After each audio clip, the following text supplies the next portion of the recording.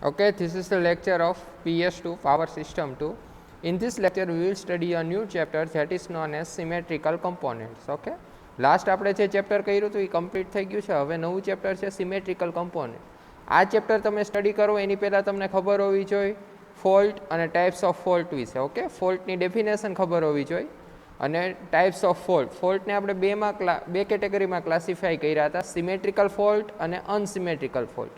Symmetrical fault એટલે શું થતું હતું તો કે સિમેટ્રિકલ ફોલ્ટ એટલે એ ફોલ્ટની અફેક્ટ હોય ત્રણેય ફેઝ ઉપર કેવી થાય, સેમ થાય, તો એને કહેવાય સિમેટ્રિકલ ફોલ્ટ.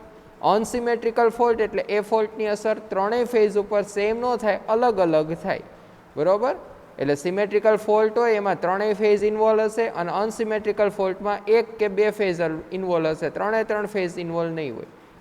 આટલું આપણે આગલા ચેપ્ટરમાં સ્ટડી કર્યું હતું. બરાબર, હવે આપણે ન્યૂ ચેપ્ટર સ્ટાર્ટ કરીએ છીએ, એનું નામ છે symmetrical component method. Okay, symmetrical components અથવા તો સિમેટ્રિકલ કમ્પોનન્ટ મેથડ.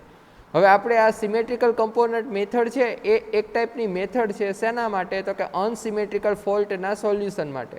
બરાબર, symmetrical component method is one type of procedure used to solve the calculation of fault. Which type of fault? Unsymmetrical fault. એટલે કોઈ પણ સિસ્ટમમાં અનસિમેટ્રિકલ ફોલ્ટ થયો હોય, બરાબર, તો એને તમારે સોલ્વ કરવો હોય. તમારે અનસિમેટ્રિકલ ફોલ્ટ થયો એટલે સિસ્ટમના પેરામીટર બદલશે ને, વોલ્ટેજ ને કરંટ. હવે તમારે ફાઇન્ડ કરવો પડે કે ફોલ્ટના કારણે વોલ્ટેજ અને કરંટમાં કેટલું વેરિએશન આવે છે. બરાબર, એ ફાઇન્ડ કરવું હોય તો તમારે કઈ મેથડનો તમે યુઝ કરી શકો? બે. એક કિર્ચોફ મેથડનો યુઝ કરી શકો અને બીજો સિમેટ્રિકલ કમ્પોનન્ટ મેથડનો યુઝ કરી શકો. બરાબર, બે મેથડ. બટ તમે છે ને આમાં કિર્ચોફ લો એપ્લાય કરો ને તો બહુ કોમ્પ્લેક્સ થઈ જશે મેથડ, એટલે આપણે બીજી મેથડ હંમેશા યુઝ કરીએ છીએ. That method is known as symmetrical component method. એટલે તમને એટલી ખબર પડી કે આ મેથડનો યુઝ શું કામ થાય તો કે અનસિમેટ્રિકલ ફોલ્ટ હોય એના સોલ્યુશન માટે. બરાબર, આ મેથડ છે સિમેટ્રિકલ કમ્પોનન્ટ, બટ યુઝ કેમાં થાય? અનસિમેટ્રિકલ ફોલ્ટ થયો હોય એના સોલ્યુશન માટે. બરાબર, અનસિમેટ્રિકલ ફોલ્ટનું તમને ખબર છે, line to ground, double line to ground, એ બધા ફોલ્ટ ક્યાં કહેવાય? અનસિમેટ્રિકલ. બરાબર, હવે આ મેથડ ફાઇન્ડ હું કામ કરી? બરાબર, આના કંઈક એડવાન્ટેજ હશે ને. બરાબર, એ આપણે જોઈ કે ભાઈ આ સિમેટ્રિકલ કમ્પોનન્ટ મેથડ છે એનો યુઝ શું કામ થાય. હવે અહીં લખ્યું છે ઇન પાવર સિસ્ટમ. બરાબર, power system is large and complex with 3 phase power supply, so it is complicated to represent it. આપણું જે પાવર સિસ્ટમ છે એ 3 ફેઝ છે. બરાબર, એટલે એને 3 ફેઝ, ત્રણ ફેઝ વડે તમે એને રિપ્રેઝન્ટ કરો તો એ કોમ્પ્લિકેટેડ થાય. બરાબર, અને ટાઈમ કન્ઝ્યુમિંગ એ થાય. Under normal condition all 3 phase are also balance. બરાબર, હવે જો આપણે નોર્મલ કન્ડિશન લઈએ આ 3 ફેઝની તો આપણને ખબર જ છે ત્રણેય ફેઝ હશે એ બેલેન્સ જ હશે. બરાબર, અને એ ત્રણેય ફેઝ બેલેન્સ હોય એટલે તમે આખી સિસ્ટમની બદલે કેટલા વડે એ સિસ્ટમને યુઝ કરી શકો? એક ફેઝ અને એક ન્યુટ્રલ વડે. બરાબર, જો આપણી 3 ફેઝ સિસ્ટમ બેલેન્સ કન્ડિશનમાં હોય તો તમારે ત્રણ ફેઝ ડ્રો કરવાની કે ત્રણ ફેઝની ક્વોન્ટિટી રિપ્રેઝન્ટ કરવાની જરૂર છે નહીં. તમે આખી 3 ફેઝ બેલેન્સ સિસ્ટમને એક ફેઝ અને એક ન્યુટ્રલ વડે રિપ્રેઝન્ટ કરી શકો. બરાબર, એટલે એને શું કહેવાય? આપણે આગળ સ્ટડી કરી ગયા છીએ, એને કહેવાય સિંગલ લાઇન ડાયાગ્રામ. બરાબર, સિંગલ લાઇન ડાયાગ્રામ એટલે શું હતો? એક ફેઝ અને એક ન્યુટ્રલ વડે આપણે આખી સિસ્ટમ 3 ફેઝ સિસ્ટમ હતી એને રિપ્રેઝન્ટ કરતા.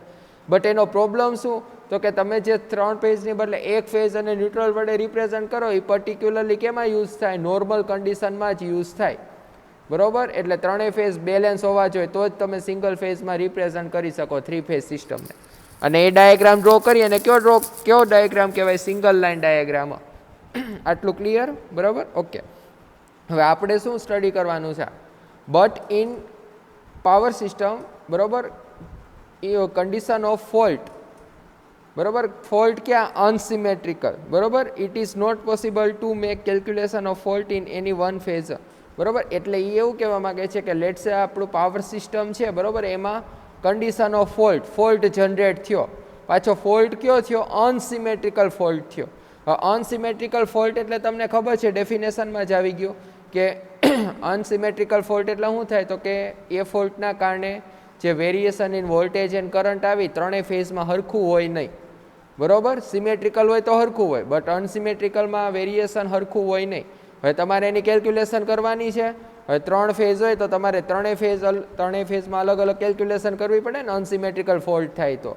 બરાબર, કેમ? કારણ કે અનસિમેટ્રિકલ ફોલ્ટના કારણે ત્રણેય ફેઝમાં વોલ્ટેજ ને કરંટ અલગ અલગ હોય તો ત્રણેય ફેઝની તમારે સેપરેટ કેલ્ક્યુલેશન કરવી પડે ક્યાં ફોલ્ટ ટાઈમે, તો એ તો બહુ કોમ્પ્લેક્સ અને લોંગ થઈ જાય, બરાબર. સો it is required to make calculation of fault in all three ફેઝિસ. એટલે જ્યારે ફોલ્ટ થાય અનસિમેટ્રિકલ થ્રી ફેઝમાં ત્યારે બધા ફેઝમાં સેપરેટ કેલ્ક્યુલેશન કરવું પડે. સો 2 મેથડ્સ આર અવેલેબલ. આ ત્રણ ફેઝમાં ત્રણેય કેલ્ક્યુલેશન માટે 2 મેથડ અવેલેબલ છે. એક કઈ છે હમણાં કીધું કિર્ચોફ્સ લો, એટલે કિર્ચોફ્સ લોની મદદથી તમે થ્રી ફેઝમાં જે ફોલ્ટ થાય એ ટાઈમે કેલ્ક્યુલેશન કરી શકો. અને બીજી છે સિમેટ્રિકલ કમ્પોનન્ટ મેથડ. કઈ છે? Symmetrical component method. આ 2 મેથડનો યુઝ ક્યારે થાય? હમણાં કીધું 3 થ્રી ફેઝ સિસ્ટમ હોય અને પાછો ફોલ્ટ કયો હોય? અનસિમેટ્રિકલ.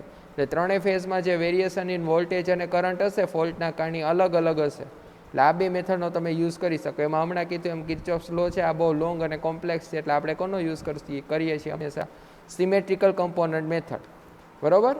ઓકે, એટલે તમને કોઈક એમ પૂછે કે સિમેટ્રિકલ કમ્પોનન્ટ મેથડનો યુઝ ક્યારે થાય? આ મોસ્ટ આઈએમપી ક્વેશ્ચન છે. સિમેટ્રિકલ કમ્પોનન્ટ મેથડનો યુઝ ક્યારે થાય? તો એવું કહેવાનું કે જ્યારે થ્રી ફેઝ સિસ્ટમમાં અનસિમેટ્રિકલ ફોલ્ટ થાય ત્યારે એ અનસિમેટ્રિકલ ફોલ્ટના ટાઈમે એના સોલ્યુશન માટે જે કેલ્ક્યુલેશન કરવામાં આવે એ મેથડનું નામ શું? Symmetrical component method. ઓકે, એટલે આ ચેપ્ટરમાં આપણે આ મેથડ સ્ટડી કરવાની છે. Okay, now we will start short note of symmetrical components. આમાં આગળના પોઈન્ટ થોડાક રિપીટ થશે, બરાબર. સિમેટ્રિકલ કમ્પોનન્ટ્સ મેથડની શોર્ટ નોટ લખીએ છીએ. આઈએમપી છે, આ પૂછાય છે, બરાબર. Most commonly faults occur on power system are line to ground, double line or double line to ground, etc. You know that all these faults are unsymmetrical fault and our power system is, we are considering that it is three phase power system. Okay, so due to unsymmetrical faults, change in voltage or current on all three phases are not same. એટલે કે જ્યારે unsymmetrical fault થશે તમારી સિસ્ટમમાં ત્યારે voltage ને current જે change હશે એ ત્રણેય ફેઝમાં ચેન્જ હશે એ સેમ હશે નહીં. So phasor of voltage and current become unbalance. એટલે નોર્મલ સિસ્ટમમાં જે વોલ્ટેજ અને કરંટનો ફેઝર હશે એની કરતાં અનબેલેન્સ સિસ્ટમમાં કેવો હશે? ચેન્જ થઈ જશે, બરાબર. So we have to calculate voltage and current in faulty condition in each of three phase. એટલે આપણે હવે શું કરવું પડે? તો કે ફોલ્ટી કન્ડિશનમાં વોલ્ટેજ અને કરંટ ફાઇન્ડ કરવું હોય તો ત્રણેય ફેઝમાં અલગ અલગ સેપરેટ કેલ્ક્યુલેશન કરવી પડે. So it become difficult and time consuming, બરોબર, for calculate. So overcome that problem, one mathematic technique is available to use for analysis of unsymmetrical fault, that is known as symmetrical component method. એટલે કે three phase હોય, બરોબર, આ જે તમારું calculation છે ને ઇઝી કરવા માટે તમે અનસિમેટ્રિકલ ફોલ્ટની કેલ્ક્યુલેશન માટે એક મેથેમેટિકલ ટેકનિક યુઝ કરી શકો અને એ મેથેમેટિકલ ટેકનિકનું નામ છે સિમેટ્રિકલ કમ્પોનન્ટ મેથડ. હવે આપણે સ્ટડી કરીએ કે સિમેટ્રિકલ કમ્પોનન્ટ મેથડ હોય એમાં શું થાય. આની પહેલાં તમારી આટલી વસ્તુ ક્લિયર હોવી જોઈએ. આ શોર્ટનો એન્ડ થાય કે તમારી થ્રી ફેઝ સિસ્ટમ છે, થ્રી ફેઝમાં કયો ફોલ્ટ થાય છે? અનસિમેટ્રિકલ ફોલ્ટ થાય છે. એ અનસિમેટ્રિકલ ફોલ્ટના કારણે વોલ્ટેજ અથવા કરંટ અથવા બંનેના જે ફેઝ હશે, ફેઝર, બરોબર, નોર્મલ કન્ડિશનમાં એની કરતાં એ કેવા હશે? તો કે અનબેલેન્સ થઈ ગયા હશે. આટલી વસ્તુ ક્લિયર હોવી જોઈએ. ઓકે, હવે આપણે સ્ટાર્ટ કરીએ છીએ સિમેટ્રિકલ કમ્પોનન્ટ મેથડ. હવે સિમેટ્રિકલ કમ્પોનન્ટ મેથડ એટલે તમે શું કરો ખબર? ઓરિજિનલ ફેઝરમાંથી સિમેટ્રિકલ કમ્પોનન્ટ ફાઇન્ડ કરો, બરાબર. સિમેટ્રિકલ કમ્પોનન્ટ્સ પહેલાં કેટલા છે હું તમને કહી દઉં. 3 છે: પોઝિટિવ સિક્વન્સ, નેગેટિવ સિક્વન્સ અને ઝીરો સિક્વન્સ. આપણે કીધું ને મેથડનું નામ શું છે? Symmetrical components method. તો સિમેટ્રિકલ કમ્પોનન્ટ્સ કેટલા ટાઈપના છે? 3 ટાઈપના: positive sequence component, negative sequence component અને ઝીરો સિક્વન્સ કમ્પોનન્ટ, બરોબર. ઓકે, હવે આપણે એક ઓરિજિનલ ફેઝર લઈ. ઓરિજિનલ ફેઝર એટલે નોર્મલ કન્ડિશનમાં જે ફેઝર હશે એ સિસ્ટમનો. લેટ સે નોર્મલ કન્ડિશન છે આપણી થ્રી ફેઝ, બરોબર, એ ઓપરેટ થાય ત્યારે એમાં જે ABC ત્રણેય ફેઝ હશે એના વોલ્ટેજ કેવા હશે? બેલેન્સ હશે. તો આ જે છે એ વોલ્ટેજનો ફેઝર છે ઇન બેલેન્સ કન્ડિશન, બરોબર. બેલેન્સ કન્ડિશનમાં જે વોલ્ટેજ મળે આપણને સિસ્ટમમાં એનો ફેઝર છે આ VA, VC અને VB, બરોબર. આ બધા વચ્ચે 120 ડિગ્રી હશે, બરોબર. શું હશે? Phase difference. અને આનો સિક્વન્સ શું છે? ફેઝ સિક્વન્સ VA, VC અને VB. જો અહીં ફેઝ સિક્વન્સ લખ્યું છે VA, VC અને VB. એટલે ફેઝ સિક્વન્સ મેં કેમ લખ્યો છે? Anti clockwise. અહીંથી સ્ટાર્ટ કરવું, એન્ટી ક્લોકવાઇઝ જશે. VA, VC ને ફેઝ સિક્વન્સ. ફેઝ સિક્વન્સ એટલે હવે તમને ખબર હોવી જોઈએ. આની પહેલાના લેક્ચર હતા આપણે સ્ટાર્ટિંગના, બરોબર, એમ ફેઝ સિક્વન્સ સમજાવ્યું હતું. ફેઝ સિક્વન્સમાં પાસ VA, પછી થાય VC અને પછી થાય VB. ફેઝ સિક્વન્સનો મિનિંગ એવો થાય કે સૌથી પહેલા આ વોલ્ટેજ ઉપર જશે, એમાં પછી વોલ્ટેજ જશે અને લાસ્ટમાં આ વોલ્ટેજ એની મેક્સિમમ વેલ્યુ ગેઇન કરશે, બરોબર. આ બધા વચ્ચેનો ફેઝ ડિફરન્સ 120 ડિગ્રી છે. આ એક ઓરિજિનલ ફેઝર છે ઇન બેલેન્સ કન્ડિશન. હવે જ્યારે અનસિમેટ્રિકલ ફોલ્ટ થાય એટલે આ આપણો જે બેલેન્સ કન્ડિશનનો ફેઝ છે એ કેવો થઈ જાય તો કે અલગ થઈ જાય.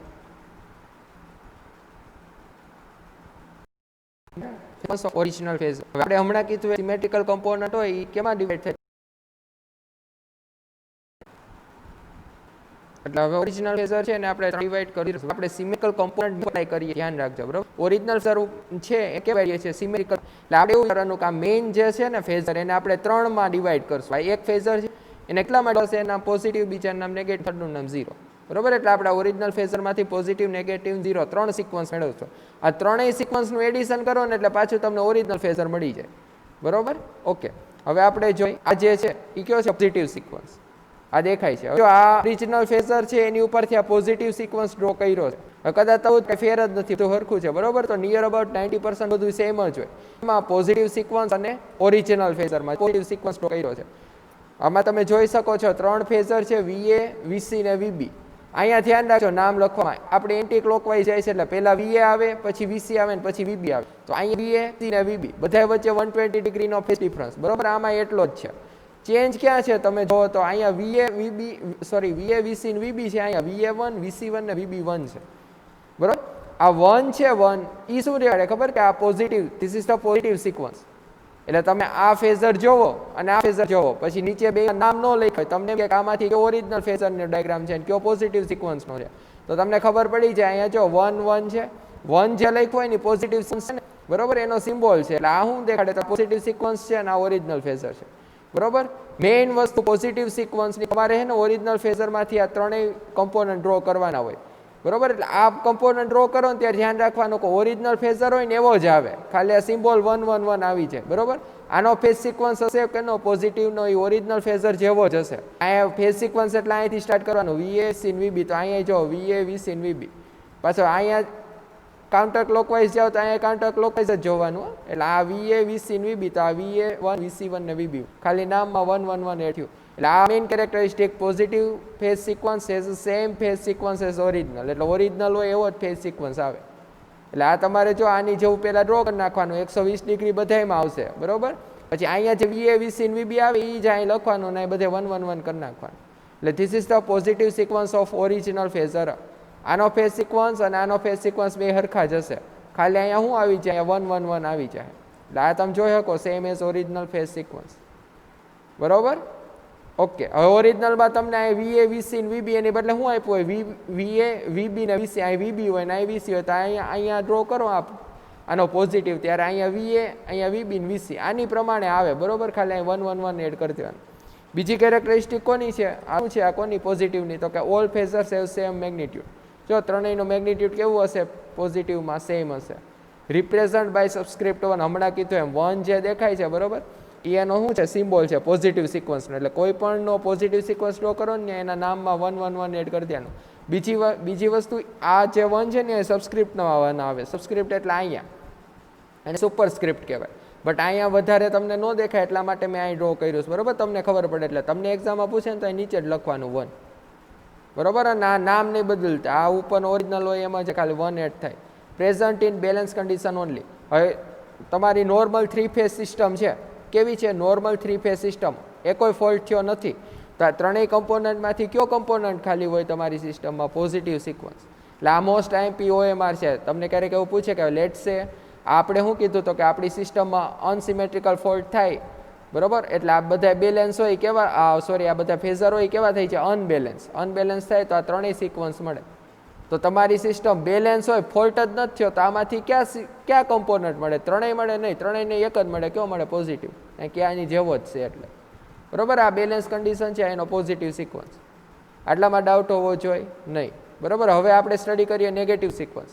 નેગેટિવ સિક્વન્સ છે ને આનથી એક્ઝેક્ટલી ઓપોઝિટ હોય. જો આપણે આમાં શું કર્યું 120 ડિગ્રી ફેઝર હરખા છે મેગ્નિટ્યુડ. નેગેટિવમાં શું હશે આ બધા વચ્ચેનો જે ફેઝ ડિફરન્સ છે ત્રણેય વચ્ચેનો 120 જ હશે. બટ મેગ્નિટ્યુડ કેવું હશે સેમ હશે. આનું કેમ સેમ છે એમાંય સેમ જ હશે. તો ફેર ક્યાં પડે ફેઝ સિક્વન્સમાં. ફેઝ ડિફરન્સ સરખો મેગ્નિટ્યુડ સરખો પર ચેન્જ કેમાં પડે ફેઝ સિક્વન્સ. જો આમાં ફેઝ સિક્વન્સ શું છે VA VC VB ઓરિજિનલમાં.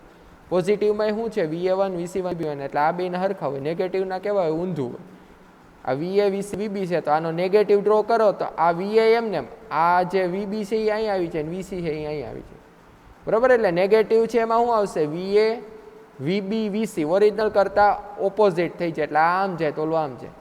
ખબર પડી? એટલે અહીંયા VA આવશે, અહીંયા શું આવશે નેગેટિવમાં VB, અને અહીંયા આવશે VC નેગેટિવમાં. અહીંયા આપણે કેમ 1 લખ્યું પોઝિટિવનો, બરાબર સિમ્બોલ, એમ નેગેટિવનો સિમ્બોલ શું છે 2, એટલે ત્યાં બધે શું આવી જશે 2. બાકી આ ફેઝ ડિફરન્સ અને મેગ્નિટ્યુડ એમાંય સરખું થશે, બરાબર. એટલે આમાં જો પોઝિટિવના VA1 VC2 VB1 છે, એમાં આવશે VA2 VB2 અને VC2, બરાબર. આ રહ્યો VA2 VB2 ને VC2. આ કયો છે? Negative sequence. આ જો સિક્વન્સ જો ઓરિજિનલ હતો એનો શું સિક્વન્સ હતો? VA VC ને VB. આ શું થઈ ગયો? VA VB, સોરી, ઓરિજિનલ હતો VA VC અને VB, અને આનો થઈ ગયો VA VB ને VC, બરાબર. આ છે નેગેટિવ ફેઝ સિક્વન્સ. અને 0 સૌથી ઇઝી. 0માં શું થાય? 0માં જો આ 3 ફેઝર, કઈ ફેઝ ડિફરન્સ મળે જ નહીં, મેગ્નિટ્યુડ હરખા, બરાબર, ફેઝ સિક્વન્સ બરાબર હરખો, અને જે ડિસ્પ્લેસમેન્ટ હશે અહીં કેમ 120 ડિગ્રી હતું એ કેવો થઈ જાય? 0, એટલે પેરેલલ થઈ જાય બધા. અને આને કેમ રિપ્રેઝન્ટ કરાય? તો કે પોઝિટિવને સબસ્ક્રિપ્ટના 1, નેગેટિવને 2, અને 0 ને જે નામ છે એ સબસ્ક્રિપ્ટમાં 0, બરાબર. એટલે આપણે શું કર્યું? ઓરિજિનલ ફેઝર હતો આ VA VB ને VC, એ ત્રણેયને પોઝિટિવ નેગેટિવ ને 0 સિક્વન્સમાં ડિવાઈડ કર્યું. એટલે આ જો આ ઓરિજિનલનો પોઝિટિવ સિક્વન્સ, આ ઓરિજિનલનો નેગેટિવ સિક્વન્સ, આ 0 સિક્વન્સ, ત્રણેય સિક્વન્સને પાછા ભેગા કરો એટલે ઓરિજિનલ મળી ગયું, બરાબર. આટલામાં ડાઉટ હોવો જોઈએ નહીં. અને આ મેઇન કેરેક્ટરિસ્ટિક છે કોની? 0 સિક્વન્સની. આ ખાસ ધ્યાન રાખજો. 0 સિક્વન્સ કમ્પોનન્ટ હોય ને ક્યારે આવે ખબર? હું રિપ્રેઝન્ટ કરે? રેસિડ્યુઅલ વોલ્ટેજ ઓર કરંટ.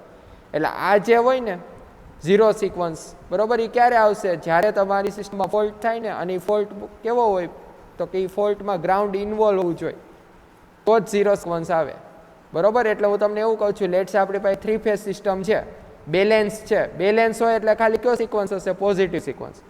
હવે આપણી 3 ફેઝ સિસ્ટમમાં ફોલ્ટ થયો. ફોલ્ટ કયો થયો? અનસિમેટ્રિકલ. અનસિમેટ્રિકલ એટલે હવે આપણી સિસ્ટમ અનબેલેન્સ થઈ ગઈ. હવે અનબેલેન્સ સિસ્ટમને સોલ્વ કરવું હોય તો આપણે 3 સિક્વન્સમાં એને કરીએ ડિવાઈડ. કયો પોઝિટિવ નેગેટિવ 0. તો એ અનબેલેન્સ સિસ્ટમનો પહેલાં પોઝિટિવ ડ્રો કરવાનો, પછી નેગેટિવ સિક્વન્સ ડ્રો કરવાનો, પછી 0. બટ 0 જે છે એ બધા ફોલ્ટમાં ન આવે. ક્યાં ફોલ્ટમાં આવે? તો કે ઈ ફોલ્ટ એવો હોવો જોઈએ, એક તો પહેલી કન્ડિશન અનસિમેટ્રિકલ તો હોવો જ જોઈએ, બટ બીજી કન્ડિશન શું? તો કે ઈ ફોલ્ટમાં ગ્રાઉન્ડ હોવું જોઈએ. ગ્રાઉન્ડ ઇન્વોલ્વ એટલે જો લેટ્સ સે લાઇન ટુ ગ્રાઉન્ડ ફોલ્ટ થયો, અનસિમેટ્રિકલ છે, હા, પાછું આમાં જો ગ્રાઉન્ડ છે તો 0 સિક્વન્સ આવે. ડબલ લાઇન ટુ ગ્રાઉન્ડ, આમાં જો અનસિમેટ્રિકલ ફોલ્ટ છે પાછું ગ્રાઉન્ડ છે, તો આ સિક્વન્સ ડ્રો કરવાનું. આ ફોલ્ટ જો double line two double line, બરાબર, તો આ અનસિમેટ્રિકલ છે, બટ આમાં જો ગ્રાઉન્ડ નથી. ગ્રાઉન્ડ ન હોય તો આને જ્યારે સોલ્વ કરો ત્યારે એમાં 0 સિક્વન્સ ફાઇન્ડ કરવાનો નહીં, બરાબર. આટલામાં ડાઉટ ન હોવો જોઈએ, બરાબર. આ સિમેટ્રિકલ કમ્પોનન્ટ, અને આ સિમેટ્રિકલ કમ્પોનન્ટ જે હતી ને આપણે જે ડ્રો કર્યું ને આપણે જે મેઇન ઓરિજિનલ ફેઝરમાંથી ડ્રો કર્યું. એટલે પોઝિટિવ નેગેટિવ 0 સિક્વન્સ તમારે ડ્રો કરવા હોય ને ત્યારે ઓરિજિનલ ફેઝર તો જોઈએ જ. પછી ઓરિજિનલ ફેઝર જેવું ડ્રો કરી નાખો તે પોઝિટિવ કહેવાય, ઓપોઝિટ કરો નેગેટિવ, ને આવું સેમ કરો તો 0, બરાબર. બધા એને સિમ્બોલ નહીં ભૂલતા. આનો અહીંયા આવે 0 સિક્વન્સમાં, નેગેટિવમાં અહીંયા સફિક્સમાં 2 આવે. અહીંયા જો અહીંયા મેં ઉપર લખ્યું છે, હકીકતે એ સફિક્સમાં આવે, બરાબર. અને પોઝિટિવમાં 1 1 1 આવે. અને થર્ડ કેરેક્ટરિસ્ટિક કે ત્રણેયમાં મેગ્નિટ્યુડ સરખા હોય, પોઝિટિવ નેગેટિવ 0 ત્રણેયના. ફેઝ ડિફરન્સ આ બંનેમાં 120 હોય, પોઝિટિવમાં આમાં 0 હોય, બરાબર. અને આની મેઇન કેરેક્ટરિસ્ટિક આમાં ગ્રાઉન્ડ વોલ હોવું જોઈએ. આટલું થઈ ગયું. આપણે શું કર્યું? ઓરિજિનલ ફેઝરને 3માં ડિવાઈડ કર્યા. પોઝિટિવ સિક્વન્સ, નેગેટિવ સિક્વન્સ ને 0 સિક્વન્સ. હવે આપણે હમણાં કીધું હતું ત્રણેયનું એડિશન કરી નાખો. કોનું? પોઝિટિવ નેગેટિવ, તો ઓરિજિનલ ફેઝર મળી જાય. કેમ? આપણે ઓરિજિનલમાંથી 3 કમ્પોનન્ટ ફાઇન્ડ કર્યા, પોઝિટિવ નેગેટિવ 0. હવે આ ત્રણેયનું એડિશન કરો તો ઓરિજિનલ મળી જ જાય ને, બરાબર. એટલે એની માટે ઇક્વેશન છે, આ ઇક્વેશન છે VA = VA1 + VA2 = VA0. એટલે આ ઓરિજિનલ ફેઝર VA હતો ને, આપણો ઓરિજિનલ ફેઝર શું હતો? VA. તો એને તમે આવી રીતના રિપ્રેઝન્ટ કરી શકો, VA1 + VA2 + VA0. એટલે એ ફેઝરને તમે પોઝિટિવ નેગેટિવ અને 0 સિક્વન્સના એડિશનથી રિપ્રેઝન્ટ કરી શકો. એવી જ રીતના ઓરિજિનલ ફેઝર B હશે તો એને કેમ રિપ્રેઝન્ટ કરી શકો? VB1 + VB2 + VB0.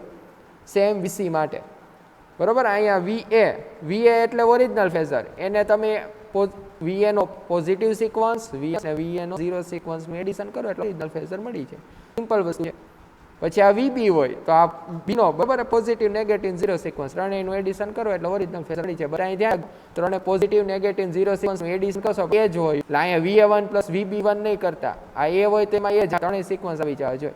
હવે આમાં તમને ખબર છે આ VA1 VB1 ને VC1 એ શું છે પોઝિટિવ સિક્વન્સ, આ નેગેટિવ ને આ ઝીરો, એટલે આ તમને આવડવું જોઈએ ઇક્વેશન. હું તમને એમ કહું કે ઓરિજિનલ ફેઝર VA છે એને સિમેટ્રિક કોમ્પોનન્ટના ફોર્મમાં લખો તો આવી રીતના લખવાનું VA1 પ્લસ VS VA0.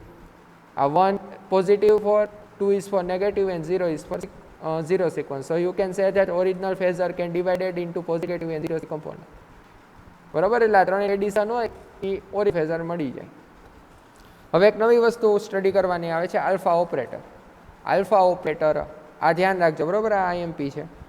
આલ્ફાનું નામ છે બીજું કોમ્પ્લેક્સ ઓપરેટર બરાબર, એટલે આલ્ફા ઓપરેટરે પૂછે ને કોમ્પ્લેક્સ ઓપરેટરે પૂછે એનું નામ શું, સિમ્બોલ. આલ્ફાની આલ્ફાની વેલ્યુ છે e⁻j120 થાય, આ આલ્ફાની વેલ્યુ છે. આલ્ફાની વેલ્યુ e⁻j120 થાય તો આલ્ફા સ્ક્વેરની વેલ્યુ શું થાય e⁻j240, અથવા ઊંધું લ્યો તો -120 બરાબર. આલ્ફા j120 આલ્ફા સ્ક્વેર એટલે j240, 240 ન કરશો અને ઊંધેથી લ્યો તો -120 આવશે બરાબર. Multiplication of vector with alpha આપણે હમણાં આગળ ડ્રો કરીએ એટલે વધારે ક્લિયર થશે. આને તમારે શું કરવાનું છે ખબર, કોઈ વેક્ટરને એની સાથે મલ્ટીપ્લાય કરવાનું. હવે જો તમે કોઈ પણ વેક્ટરને આલ્ફા વડે મલ્ટીપ્લાય કરો ને એનો એંગલ છે આ જોવાનો 120. કોઈ પણ વેક્ટરને તમે જ્યારે આલ્ફા સાથે મલ્ટીપ્લાય કરો, આલ્ફા ભેગું કે e120 ભેગું આ બે એક જ છે, તો એકને આલ્ફા સાથે મલ્ટીપ્લાય કરો ત્યારે એ જે ફેઝર હોય ને એનું શું થાય તો કે એનું જે ફેઝ હોય ને બરોબર એનું રોટેશન થાય. કેટલું રોટેશન થાય 120 ડિગ્રી. એટલે જે ઓરિજિનલ ફેઝર લેટ છે અહીંયા છે આવો એક ફેઝ છે એ, આની સાથે હું આલ્ફા મલ્ટીપ્લાય કરું છું. શું મલ્ટીપ્લાય કરું છું આલ્ફા, એટલે આ જે ફેઝર હોય ને એનું રોટેશન થાય. કેટલું રોટેશન થાય 120 ડિગ્રી બરોબર. એટલે આનું જો અહીંયાથી આ 90 ડિગ્રી અને આ 120 ડિગ્રી, એટલે આટલું જો 120 ડિગ્રી રોટેશન થયું. ક્યાં આનું પહેલાં અહીંયા હતો આ ફેઝર, હવે ક્યાં વયો ગયો 120 ડિગ્રી આ સાઈડ. તો તમને કદાચ એવું થાય કે આ પેન છે અને મેં કઈ સાઈડ રોટેટ કરી, આ સાઈડ કરીને તમે એમ આ સાઈડે કરી શકો 120 ડિગ્રી, બટ એવું નહીં કરવાનું. આલ્ફા હોય એનાથી રોટેશન કઈ સાઈડ થાય, કાઉન્ટર ક્લોક સાઈડ થાય. આ CCR એટલે કાઉન્ટર ક્લોક રોટેશન એટલે એન્ટી ક્લોકવાઇઝ બરોબર. એટલે આ ફેઝર હોય, આ એ ફેઝર છે એને હું આલ્ફા વડે મલ્ટીપ્લાય કરું તો આને શું થાય તો કે આ બીજો ફેઝર જે હશે ક્યાં આવી, તો કે આ ફેઝર હશે ને અહીંયા આવી જશે, આ 120 ડિગ્રી થાય અને કઈ સાઈડ જાય કાઉન્ટર ક્લોકવાઇઝ. હજી હું આને આલ્ફા વડે મલ્ટીપ્લાય કરું, કોને આને સમજો, આને આલ્ફા વડે મલ્ટીપ્લાય કરું છે એટલે કેટલું થાય રોટેશન 120 ડિગ્રી થાય.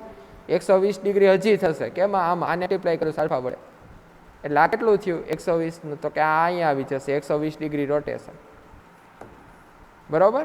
એટલે આ શું થયું, આ જે ફેઝર છે આ તમારે જોતો હોય તો આ ફેઝરને આલ્ફા વડે એપ્લાય કરો. આ ફેઝર જોતો હોય કયો આ બ્લુ પેન, તો તમારે ગ્રીન પેનને આલ્ફા વડે મલ્ટીપ્લાય કરો એટલે 120 ડિગ્રી થશે. હવે મારે આ ફેઝર જોતો છે તો આને કેટલું કરવાનું ખબર પડે, કેટલા વડે મલ્ટીપ્લાય કરવાનું, આલ્ફા સ્ક્વેર વડે. આલ્ફા સ્ક્વેર એટલે શું થાય 240, એટલે આને તમે આલ્ફા સ્ક્વેર વડે મલ્ટીપ્લાય કરો તો શું થઈ જાય રેડ પેન, આલ્ફા વડે મલ્ટીપ્લાય કરો તો બ્લુ પેન બરોબર. એટલે આ કોઈ પણ ફેઝરને આલ્ફા મલ્ટીપ્લાય કરો એટલે 120 ડિગ્રી રોટેશન થાય. કોઈ પણ ફેઝર આ ઓરિજિનલ ફેઝર છે, કોઈ પણ ફેઝર ઓરિજિનલને આલ્ફા સ્ક્વેર વડે મલ્ટીપ્લાય કરો તો રોટેશન થાય 240 એટલે અહીંયા આવે બરોબર. એટલે આટલું ક્લિયર રાખજો, આલ્ફા સ્ક્વેર વડે મલ્ટીપ્લાય કરો એટલે 240 ડિગ્રી રોટેશન થાય, પાછું કઈ સાઈડ કાઉન્ટર ક્લોકવાઇઝ, અને આનું થાય 120 આલ્ફા વડે મલ્ટીપ્લાય કરો. હવે હું આ ફેઝર છે ને બીજી રીતના રિપ્રેઝન્ટ કરી શકું. કાઉન્ટર ક્લોકવાઇઝ લઉં તો કેટલું થયું 240 થયું આ રેડ પેનનું, તો આમ લઉં 240, તો લેટ છે મારે આમ મેઝર કરવું છે કઈ સાઈડ, આ સાઈડથી ક્લોકવાઇઝ. તો આપણે હમણાં તો ના પાડી કે આપણે જાનું કાઉન્ટર ક્લોકવાઇઝ, તો ક્લોકવાઇઝ મેઝર થાય બટ આગળ શું આવે માઇનસ નિશાની, એટલે આને શું કહેવાય -120. આ 240 છે તો આ એંગલ 120 નો હોય બટ 120 નો કહેવાય, 120 તો આ છે તો આને કેવું કહેવાય -120. એટલે આલ્ફા સ્ક્વેરની કેટલી વેલ્યુ મળી 2, એક 240 અથવા -120 બરોબર, બે એક જ વસ્તુ છે. એટલામાં ડાઉટ ન હોવો જોઈએ બરોબર. આલ્ફા ઓપરેટરની વસ્તુ કીધી કે તમે કોઈ પણ વેક્ટર સાથે આલ્ફા મલ્ટીપ્લાય કરો તો 120 ડિગ્રી જ જાય કાઉન્ટર ક્લોકવાઇઝ, અને જો આલ્ફા સ્ક્વેર મલ્ટીપ્લાય કરો તો 240 ડિગ્રી જાય, બરોબર, કાઉન્ટર ક્લોકવાઇઝ. બસ ને માઇનસ 120 ડિગ્રી, બે વસ્તુ એક જ. Okay, so this is the introduction of alpha. આ જ વસ્તુ લખી છે, બરોબર, જે કીધું છે. અને આલ્ફા છે બુકમાં જોશો એટલે પ્રોપર્ટીઝ આપી છે 3-4, બરોબર. એ આલ્ફા સ્ક્વેરની વેલ્યુ એ બધું કયા ફોર્મમાં? રેક્ટેન્ગ્યુલર ફોર્મમાં. આલ્ફાની વેલ્યુ રેક્ટેન્ગ્યુલરમાં, આલ્ફા સ્ક્વેરની વેલ્યુ રેક્ટેન્ગ્યુલરમાં. એ નથી અહીંયા મેન્શન કર્યું, એ બુકમાંથી જોઈ લેજો, બરોબર. અને એ પ્રોપર્ટીઝ ઉપરથી આપણને આલ્ફા એક ઇક્વેશન મળે છે, alpha square plus alpha plus 1 equal to 0. This is the equation of alpha. આ જે ઇક્વેશન મળ્યું છે આલ્ફાનું, બરોબર, એ એની પ્રોપર્ટીઝ ઉપરથી મળ્યું છે. એની પ્રોપર્ટીનું એનાલિસિસ કર્યું અને ઇક્વેશન કીધું કે ભાઈ alpha square plus alpha plus 1 કરો તેની વેલ્યુ 0 થાય. આ ઇક્વેશનનો આપણે આગળ ભવિષ્યમાં યુઝ કરશું. આનું પ્રૂવ નથી, એટલે આ તમારે યાદ રાખવાનું છે. અને પ્રોપર્ટી છે એ બુકમાંથી જોઈ લેજો. હવે કાલે નેક્સ્ટ લેક્ચર લેશું, એમાં આપણે આ સ્ટાર્ટ કરશું, બરોબર. Synthesis of unsymmetrical phasor from symmetrical component. એટલે આપણે એવું એઝ્યુમ કરીએ કે 3 ફેઝ સિસ્ટમ છે, એમાં અનસિમેટ્રિકલ ફોલ્ટ થયો. અનસિમેટ્રિકલ ફોલ્ટ થયો એટલે આપણો મેઇન ફેઝર હતો ઓરિજિનલી કેવો થઈ ગયો? અનબેલેન્સ. અનબેલેન્સ ફેઝર થયો એનો મિનિંગ શું થાય? તો કે એનો મેગ્નિટ્યુડ અલગ અલગ થઈ જાય અને ફેઝ ડિફરન્સ એકબીજા વચ્ચે 120 ડિગ્રી નો રહે, બરાબર. હવે આપણે શું કરશું? એ અનબેલેન્સ ફેઝર છે અને સિમેટ્રિકલ કમ્પોનન્ટમાં ડિવાઈડ કરશું. Okay, thank you.